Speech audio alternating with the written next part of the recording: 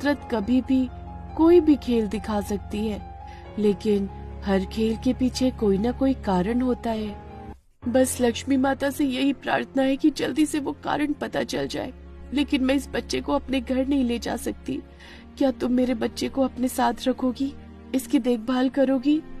अरे क्यों नहीं नैना, आज से तुम्हारी बच्ची और मेरा बच्चा एक साथ खेलेगा और मैं दोनों को ही अच्छे से संभालूंगी। नैना ने अपनी बच्ची को उस मोरनी के पास ही छोड़ दिया। नैना की बच्ची और उस मोरनी का बच्चा एक साथ खेलने लगा। अगले दिन नैना सुबह स्कूल के लिए 7 बजे ही निकल रही थी।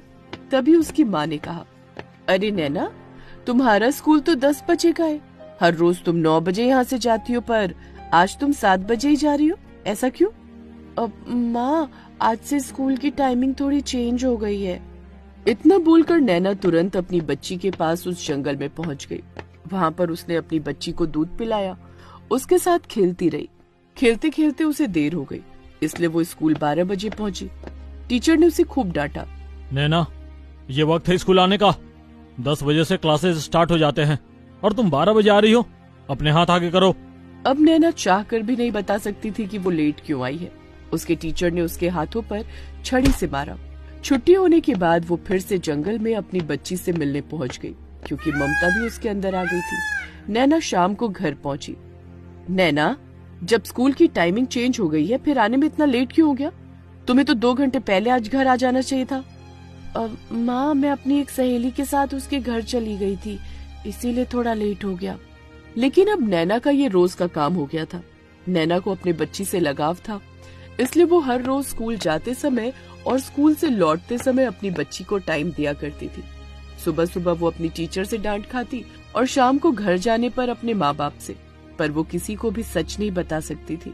लगता है नैना के घर में कोई प्रॉब्लम है। इसी वजह से हर रोज इतना मार खाने के बावजूद भी वो लेट आना बंद नहीं कर रही। कल स्कूल की छुट्टी है, मैं कल नैना के घर जाता हूँ और उसके माँ बाप से बात करता हूँ। अगले दिन दिवाली थी, इस वजह से स्कूल की छुट्टी थी। लेकिन नैना फिर भी स्कूल ड्रेस में तैयार होकर अपना बैग लेकर घर से स्कूल जाने के लिए निकल पड़ी। तभी उसके माँ बाप ने उसे रोक लिया। नैना, आज दुनिया भर की छुट्टी है, तुम्हारे स्कूल में छुट्टी ही नहीं है? हाँ पापा, आज हमारे स्कूल में छुट्टी नहीं है। ऐसा कैसे हो सकता है? आज दिवाली का दिन है, हर स्कूल कॉलेज में छुट्टी है। तुम्हारा स्कूल नया है क्या? माँ, ये बात तो स्कूल वालों को ही पता होगी ना। मैं जा रही हूँ, बहुत लेट हो रहा है, 7:30 बज गए आज। स्कूल में छुट्टी तो थी, लेकिन अपनी बच्ची से मिलने के लिए नैना झूठ बोलकर अपने घर से निकल गई और सीधा उसी जंगल में अपनी बच्ची के पास पहुंच गई और उसके साथ खेलने लगी। जब से ये दोनों बच्चे इस जंगल में पैदा हुए हैं, ऐसा लगता है जैसे स्वयं माँ लक्ष्मी प्रकट हो गई हो इस जंगल में। एक तरफ नैना और वो मोरनी अपनी बच्ची के साथ खेल रही थी, वहीं दूसरी तरफ नैना का टीचर अपने साथियों के साथ नैना के घर पहुंच गया। देखिए, मैं आज आप लोगों के घर इसलिए आया हूँ क्योंकि मैं जानना चाहता हूँ कि आखिर आपके घर में क्या प्रॉब्लम है। स्कूल की टाइमिंग 10 बजे है, लेकिन नैना हर रोज 12 से पहले स्कूल पहुँचती ही नहीं है। नहीं मास्टर जी, ऐसी तो कोई प्रॉब्लम नहीं है, और नैना तो सुबह 7 बजे ही निकल जाती है। आज भी देखिए कितनी जल्दी निकल गई। क्या आज भी? लेकिन आज तो हमारे स्कूल की छुट्टी है। नैना के माता पिता और उसका टीचर उसी जंगल में पहुंच गए। उन्होंने देखा कि नैना अपनी बच्ची के साथ खेल रही थी। अब नैना समझ गई थी कि छुपाने से कोई फायदा नहीं, इसलिए उसने सारी सच्चाई बता दी। जल्दी से इसके बाप का नाम बता दे। किसका पाप लेकर घूम रही है तू? इतनी कम उम्र में हमने तुझसे ऐसी उम्मीद कभी नहीं की थी। पापा भी कैसी बातें कर रहे हैं? मुझे नहीं पता कि ये सब कैसे हो गया। मैं तो किसी लड़के से बात तक नहीं करती।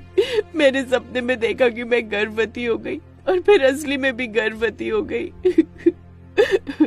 नैना के पापा ने उसी जंगल में एक बहुत मोटी सी लकड़ी उठाई और उसे मारने के लिए भागे।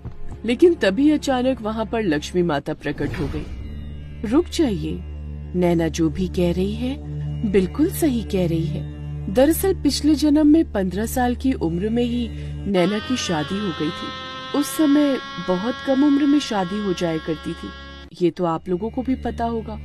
लेकिन 16 साल की उम्र में जब नैना गर्भवती हुई, तब इसके पेट में लड़की थी।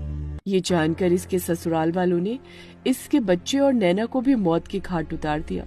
पिछले जन्म में नैना यही इच्छा लेकर मर गई कि वो माँ बनना चाहती है, और जैसे ही इस जन्म में नैना 16 साल की हुई, वैसे ही ये माँ बन गई। ये बच्चा ईश्वर का आशीर्वाद है, ये ईश्वर की संतान है, इसमें नैना की कोई गलती नहीं।